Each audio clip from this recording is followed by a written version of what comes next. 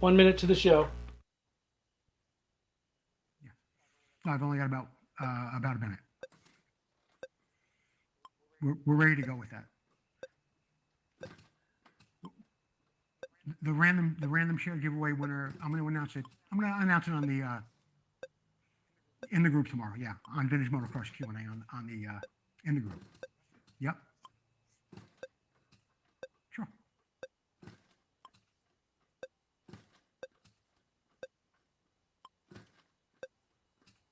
Yeah, Christmas. Yeah, yeah. We'll get a Christmas tree. Sure. Okay. You ask the strangest questions right before I'm about to go on sometimes. No, you buy more lights because the lights, we buy lights every year and then they never work. Then I go out and buy more lights and I throw the old lights away and it's a never ending process. Yeah. The show's about to begin. I don't want to talk about the lights anymore. Yeah. Okay.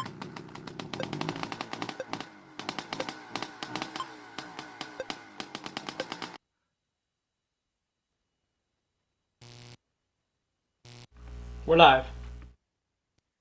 You're watching Vintage Motocross Q&A. Let's get down to the starting line and I'll tell you a little bit about what you're going to see on the show this evening.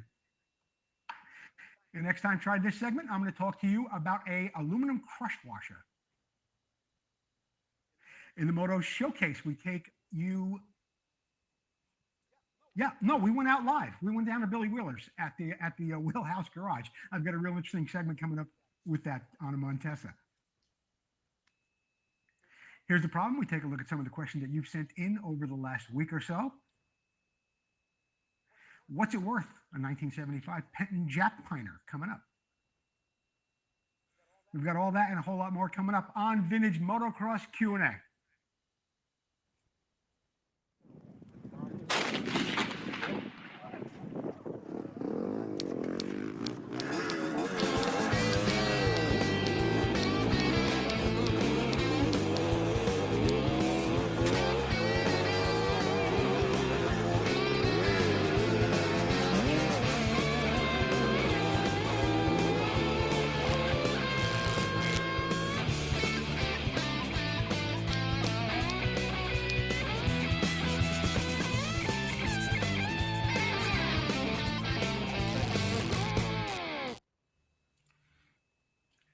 Good evening, everyone. I'm Joe Abadi, and you're watching Vintage Motocross Q&A. Thank you, Jordan, Chelsea, and Susie, for helping me put the show together tonight. Thank you, the viewers at home, who join us every week. Don't forget to keep sharing the show, whether you're on Facebook or you're on YouTube. If you're on YouTube, please comment Motion Pro, and there will be a random share giveaway winner. The gift is this beautiful sticker sheet, compliments of Vinco, but we're not going to do it live on the show tonight. We will have an announcement of who the random share giveaway winner is tomorrow on Facebook on the VMXQ&A page.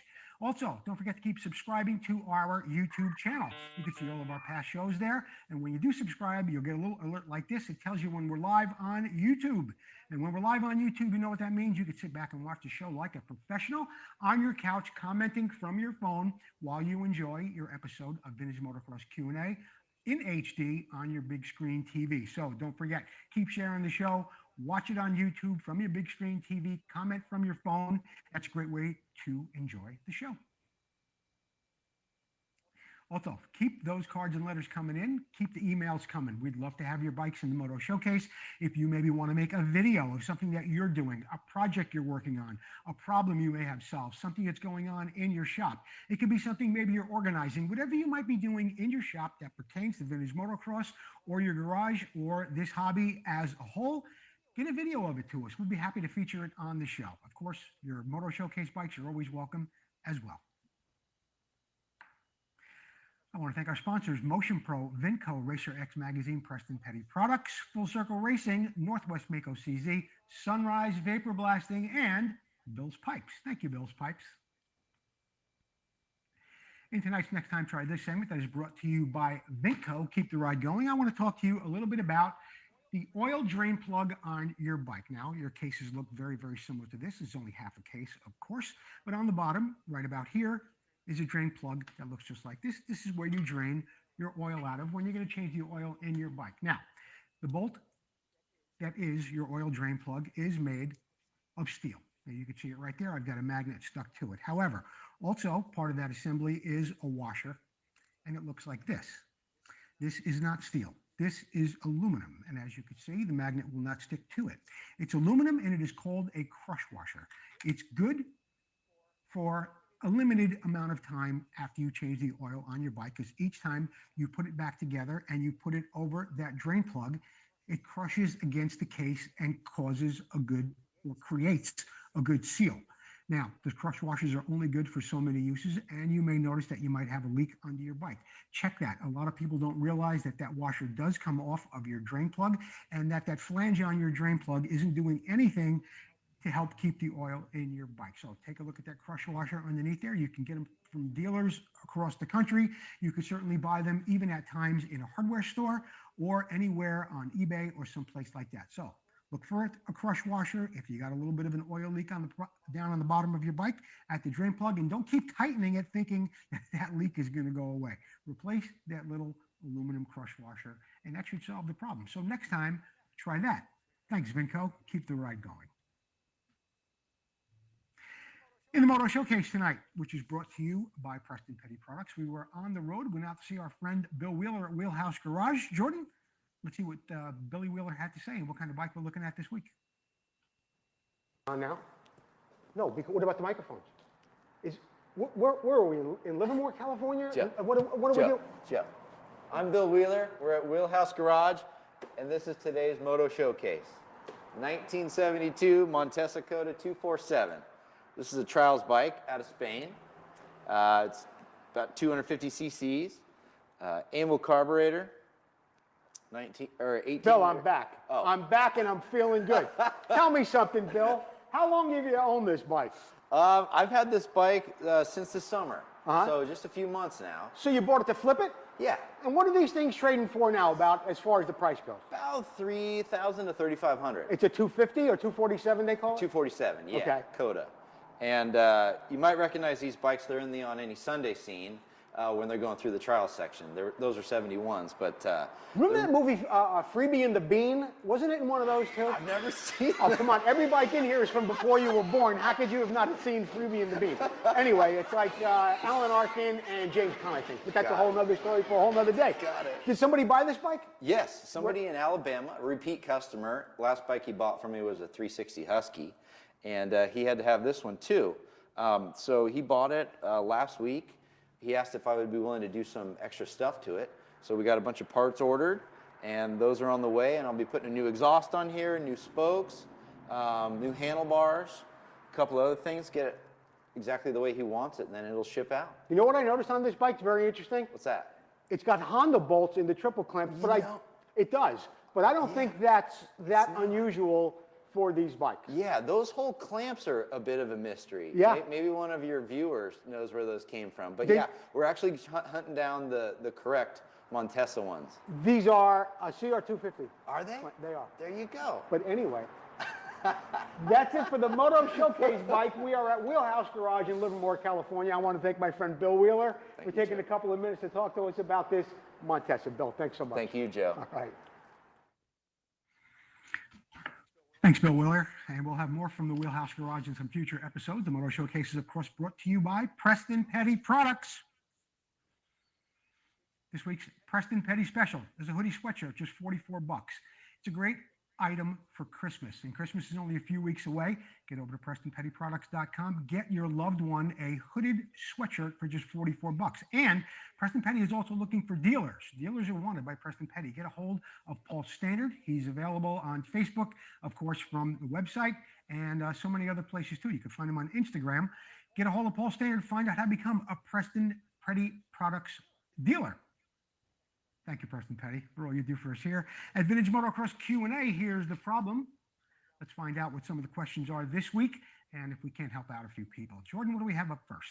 Bill Maloney, I'm concerned. After doing it once already, my center cases will leak after replacing the gasket. What about using a sealer with the gasket to ensure this won't be a problem again? It is going to be a problem again, Bill Maloney. You should not use gasket sealer along with a gasket. Use one or the other. Try and find a quality gasket to begin with, one that is the same thickness as the original gasket that was in the bike. You also want to make sure that the cases are nice and flat and that they mate together. However, if you can't find that gasket and you do want to use a sealer, the best product that I have ever used, and they have no affiliation with the show, is Yamabond. It's a wonderful product. You want to put it on very sparingly, very evenly around the cases, and if you follow the instructions, once you put it together, you're not going to have a problem with those cases leaking again. So either get the right gasket or use the Yamabond, but do not under any circumstances use both. It will guaranteed leak.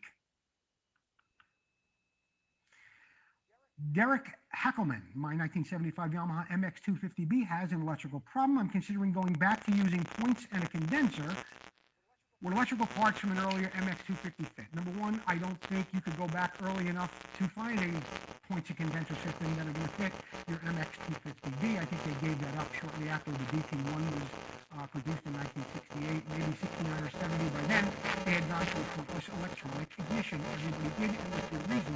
They pretty much flew to it. Number two, you're not going to be able to get a flywheel like this when you wind up if you have point systems. And you've got a little internal rotor like this. I can't MX2B. And so there is no reason why you want to talk about point systems.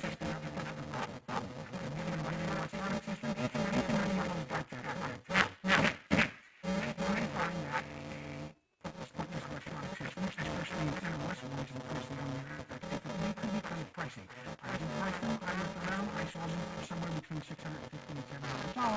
and that may make you shy away from buying one. However, I did see some aftermarket ones that were priced as low as $275. I saw them at VMX in Angel Fire, New Mexico. On your website, VMX, no affiliation to the show.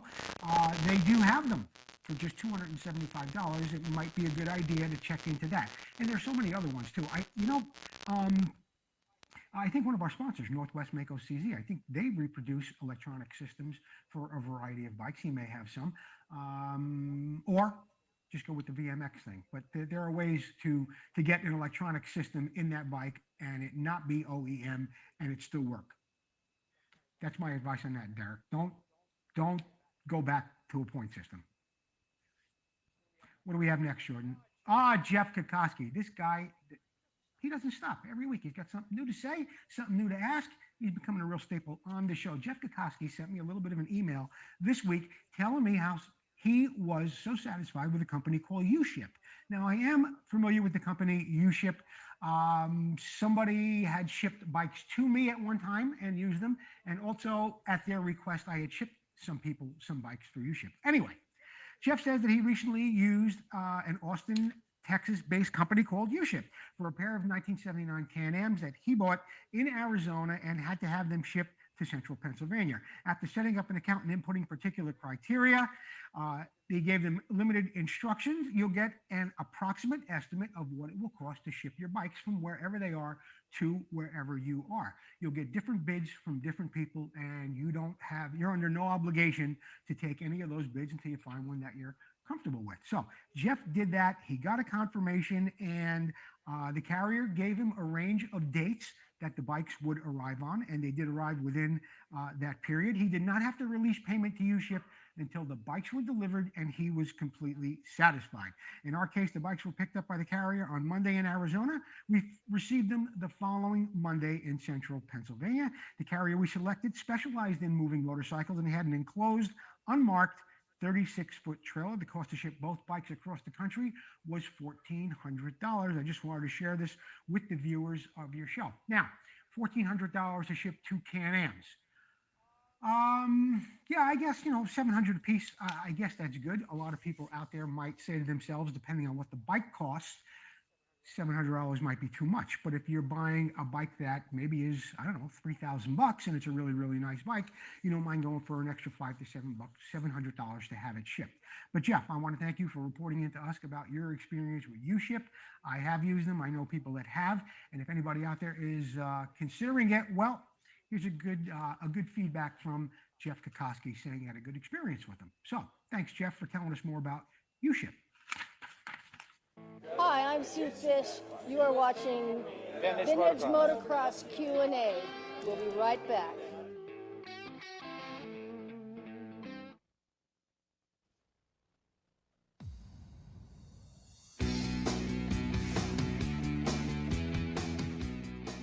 Hi, I'm Jeff with Motion Pro, introducing you to the MasterLink Press Tool. Now, the MasterLink Press Tool is an innovative addition to our wide variety of chain tools here at Motion Pro, and what makes this tool so unique is that it both presses on and presses off MasterLink side plates. It's designed to be used with all 50 series clip-style links and performs the job very easily. The MasterLink Press Tool is constructed with a billet aluminum body and hardened steel pins for long-lasting durability. It's affordably priced at $28.99 and is available from your favorite dealers nationwide.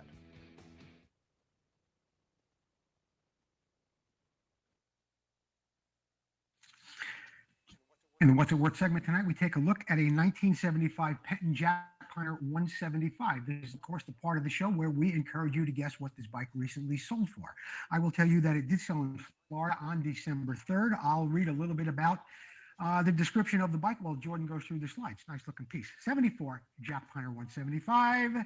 This low mileage Penton has received the complete cosmetic restoration, including new side covers, new complete tank and seat, leather tank strap, fenders, chain, and sprockets. The Aquanaut rims have been polished to a high shine, retaining the factory yellow sticker and decal that came on them originally. New spokes were laced into the refurbished hubs.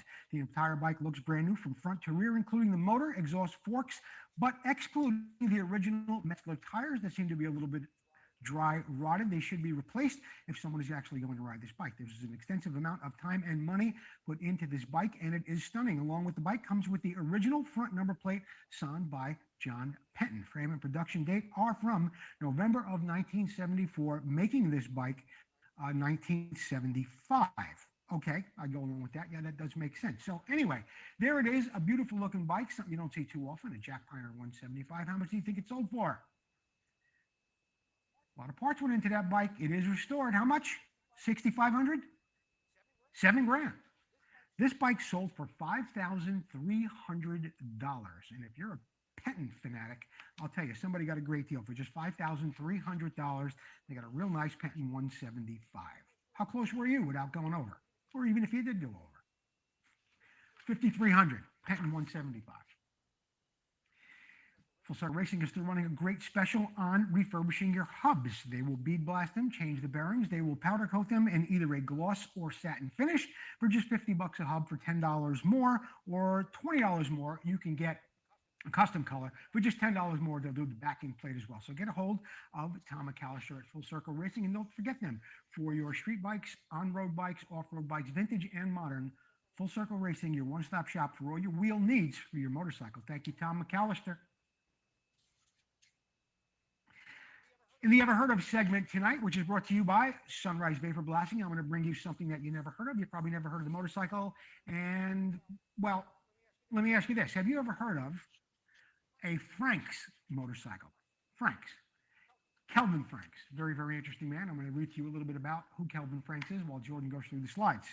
Kelvin Franks was an Australian-born gentleman, and he left Oz in 1958 to pursue a career in motocross in England. Shortly after arriving in England, he started to build his own frames to accommodate a BSA and a Norton engine. After his time in England, he loved East Germany, and Kelvin Franks moved over to East Germany and went to work at the MZ factory, doing a lot of research and development for them at the time. After that, grass never grew under his feet. He arrived in California and soon became friends with a gentleman named Stu Peters. Together, they formed one of the biggest clubs in Southern California, the CMC, or Continental Motorsports Club, as it was known. Kelvin soon opened up his own shop and he began modifying and improving motocross bikes at the time in Southern California. He would take certain Hondas and certain other bikes, build his own frames, put in Sachs engines, and did some amazing modifications on these things. And this was just before the DG and FMF days. Now, he also converted Honda Elsinores, amongst others, for some very, very talented young men who were down there who had not really gotten to the forefront of racing yet, but you'll recognize their names right away when I tell you Danny Laporte, Tommy Croft, Mike Bell, and a few others. Those guys all got started at one point or other in their career on a bike that was built by Kelvin Franks. He also built some incredible four-strokes for guys like Jeff Jennings and Danny Chandler, who had some great events at the four-stroke nationals, always finishing toward the top on a Kelvin Franks bike. He was also involved, believe it or not, when three-wheelers first started to hit the scene. He started modifying those bikes as well for racing, and many, many times finished far ahead of the factory effort. So if it really was on 2, 3, or 4 wheels, Kelvin Franks was there modifying it and doing an incredible job. In 1986, he wanted to build his own bike and started building a trials bike called the Franks OZ 350. It featured disc brakes front and rear. He built his own frame and had a Rotax engine with a Delorto carb, kind of unusual. And he had disc brakes back and front. The unusual thing about the back brake was it was connected, the disc was connected to the counter shaft, much like you saw on an ATK several years later during the early 90s. So he was quite an innovator, built some incredible bikes that some really fast guys from Southern California really cut their teeth on and did well. Sadly, Kelvin Franks passed on in 2012. But if you'd like to know more about Kelvin Franks, you could go pick up this copy of VMX. This is not a recent copy. I had this one in my archives. It is number 13, and it came out in 2001. But there's an extensive article in here on Kelvin Franks and a lot of the things that he created. A very, very interesting guy. Rest in peace, Kelvin Franks. I hope you enjoyed that. And next time somebody asks you if you've heard of a Franks motorcycle, tell them, yeah, I saw it on Vintage Motocross Q&A. Sunrise Vapor Blasting, Mark Farriester from Modesto. I can't say so many wonderful things about you. We've sent so many parts to you, and you send them back very, very quickly and very, very efficiently. You send them back beautifully, clean, better than brand new. Your turnaround time is phenomenal. I know a lot of people are using Sunrise Vapor Blasting, and we just want to thank you, Mark, for all you do for us and for the great job you've been doing for our viewers who have been sending you parts. So whether it's aluminum or metal, any kind of copper or brass, whether it floats, flies, or rolls, get it over to Mark Farriester at Sunrise Vapor Blasting. He'll get that thing cleaned up better than new. Thank you, Mark. We are going to take a commercial break. We are not going to have a random share giveaway winner tonight, but we will announce it tomorrow on the show, and the winner will be getting a nice sticker sheet like this, compliments of Vinco. We'll be right back after this word.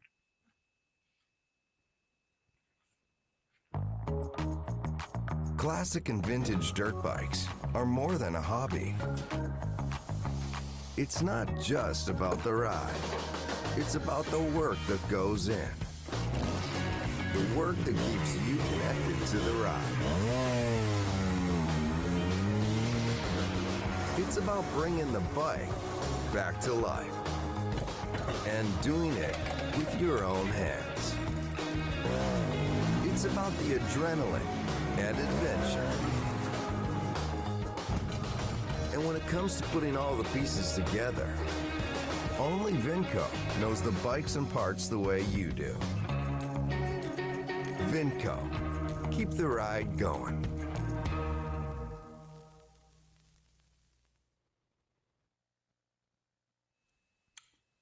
In the Just How I See It segment tonight, I whipped up a little something shortly before we did the show this evening, and I wanted to share it with you. Last week on Facebook, somebody posted a 1973 Honda CR250, and here it is right here in the picture.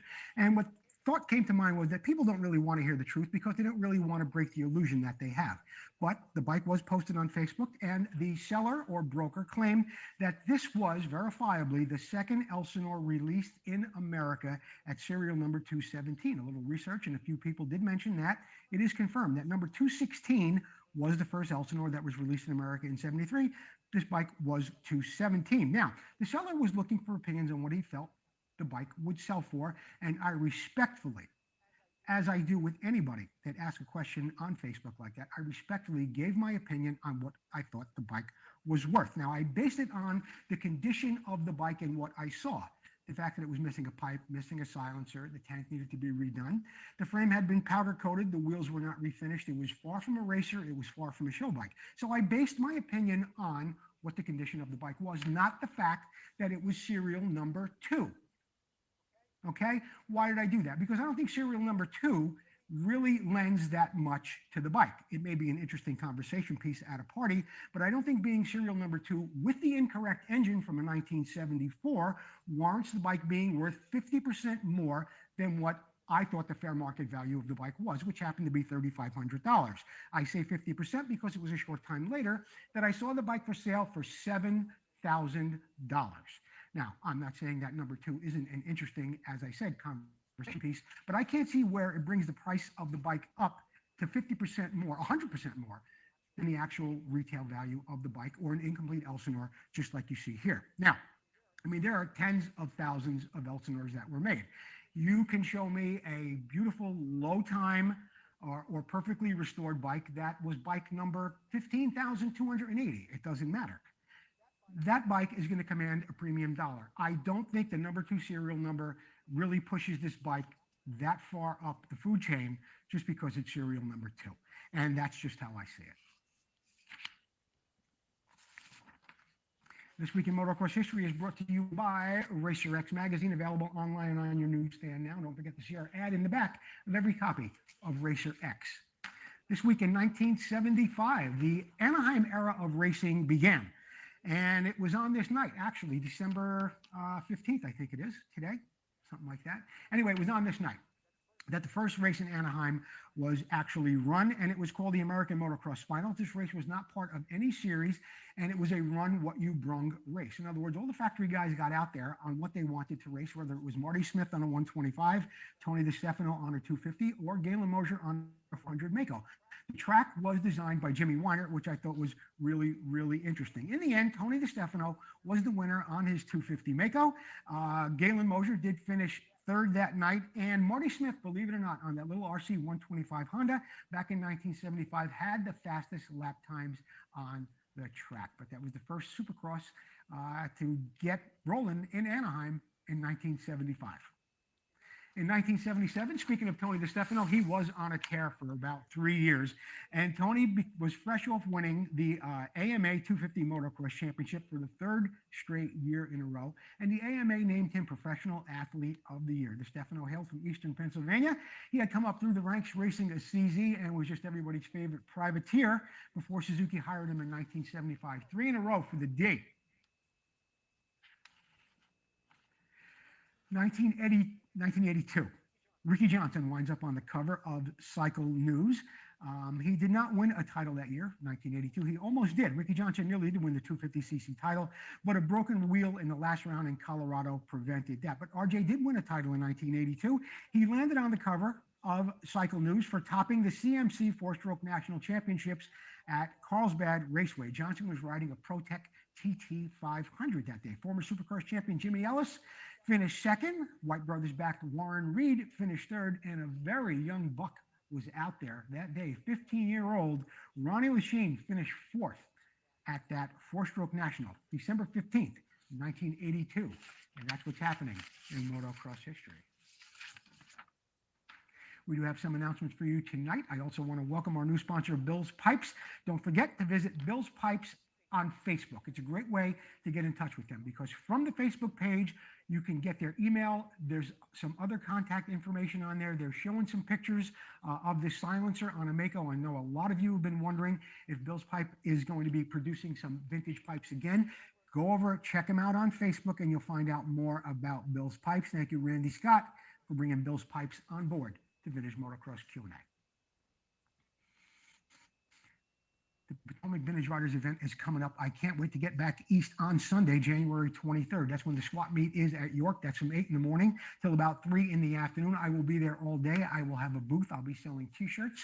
And I will be the judge of the beauty contest, too, the motorcycle contest, as well as doing some other things there the night before at the Potomac Vintage Riders banquet. That happens right there near the York swap meet. So get out there. It's the middle of the winter. It's a wonderful way to see your friends. It's an indoor swap meet. It's heated. I understand there's a lot of vendors are going to be there this year. I'll be there. I'm looking forward to seeing everybody January 23rd in York, Pennsylvania. American Retrocross has a race coming up that is on Sunday, December 19th. That is at Glen, Helen. There's a race for everybody down there. So right before Christmas, get down to Glen Helen on a Sunday, race with the American Retrocross guys. Finish Line is brought to you by Northwest Mako CZ. This week at Northwest Mako CZ, they have a special going on for CZ Kickstarters, just $179. Get over to their website, contact Alan Brown. He'll hook you up with what you need for your Mako and CZ.